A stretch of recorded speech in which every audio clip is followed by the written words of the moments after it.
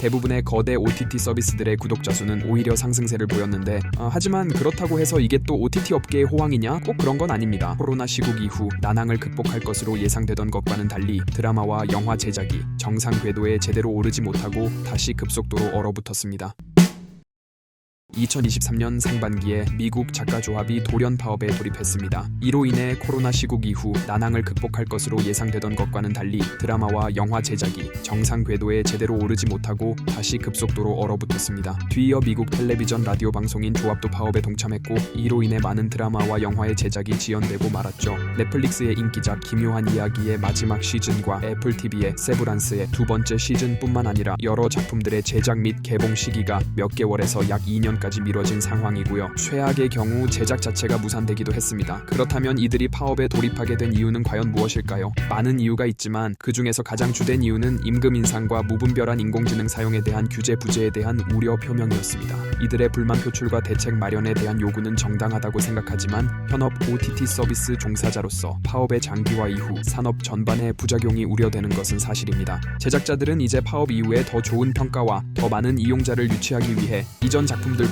훨씬 높은 퀄리티의 작품을 내야 할 겁니다. 그 이유는 콘텐츠 소비자인 팬들과 관객들에게 기다린 만큼의 큰 보상을 줄 수 있어야 하니까요. 하지만 오랫동안 멈춰있던 제작을 다시 시작하는 과정에서 예전만큼의 퀄리티가 아닌 예전보다 좋은 결과물을 가져온다는 것은 좀처럼 쉬울 것 같진 않습니다. 시위에 동참했던 작가들과 배우들은 마음에 드는 조건으로 현장에 복귀할 수 있겠지만 반대로 다른 현장 스태프들은 글쎄요, 제작 지연과 무산으로 인해서 생업 유지에 어려움을 겪은 것에 비해 딱히 어떠한 보상 없이 복귀했을지도 모르겠네요. 어쩌면 다시 돌아오지 못한 이들도 많을 거라고 생각됩니다. 제 주변만 하더라도 촬영이 장기적으로 혹은 잠정적으로 지연되는 탓에 일자리를 찾는데 어려움을 겪는 현장 스태프들도 있었고요. 심지어 이번 파업은 미국 외의 해외 제작 종사자들에게까지도 영향을 끼쳤더라고요. 뉴욕타임즈의 보도에 따르면 영국의 약 4,000명 가까운 현직 종사자들을 대상으로 설문을 한 결과 약 80%의 사람들이 미국에서 일어난 파업이 본인들의 업무에 영향을 주었다고 대답했다고 합니다.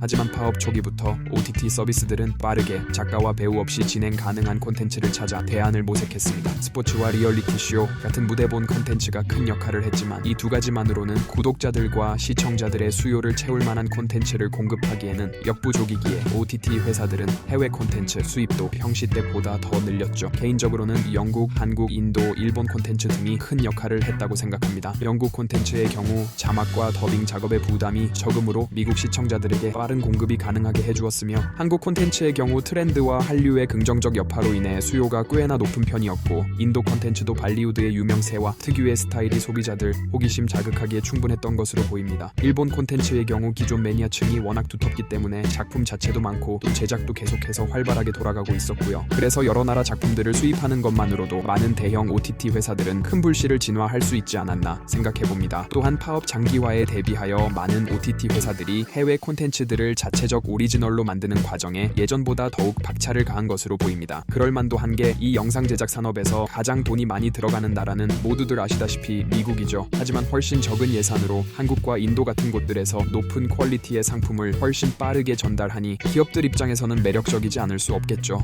한국의 오리지널의 예시로는 넷플릭스의 킹덤, 더 글로리, 오징어 게임, 디즈니 플러스의 카지노, 무빙, 애플 TV 플러스의 파친코 등이 있고요. 제가 가져온 통계에 따르면 넷플릭스의 경우 2021년부터 매년 한국 오리지널 제작과 출시의 빈도가 높아지고 있고요. 버라이어티의 보도에 따르면 디즈니 플러스는 2023년부터 2024년까지 약 20여 개의 아시아 국가 기반 오리지널을 출시하겠다고 밝혔습니다만 이후 깜짝 발표할 작품까지 감안해본다면 아마 이보다 더 많은 작품들이 출시될 것이라고 추측할 수 있겠네요.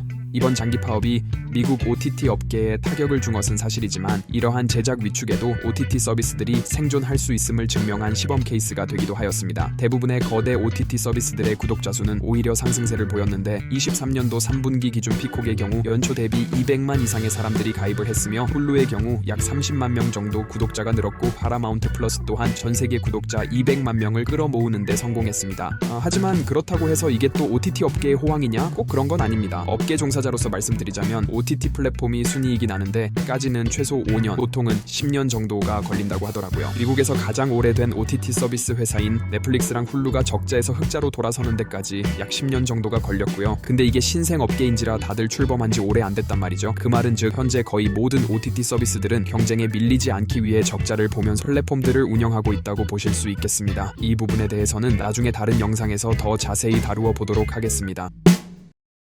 지금까지 2024년의 흐름의 배경이 될 작년 2023년의 OTT 시장의 주요 사건들을 알아보았습니다. 2024년은 주요 콘텐츠 산업의 커다란 방향이 결정될 수도 있는 중요한 해가 될 것입니다. 그리고 과연 앞으로 이 흐름이 전 세계 콘텐츠 산업에 어떠한 영향을 미치게 될까요? 여러분들의 생각을 댓글로 남겨주시고 오늘 영상을 흥미롭게 보셨다면 구독과 좋아요도 부탁드립니다.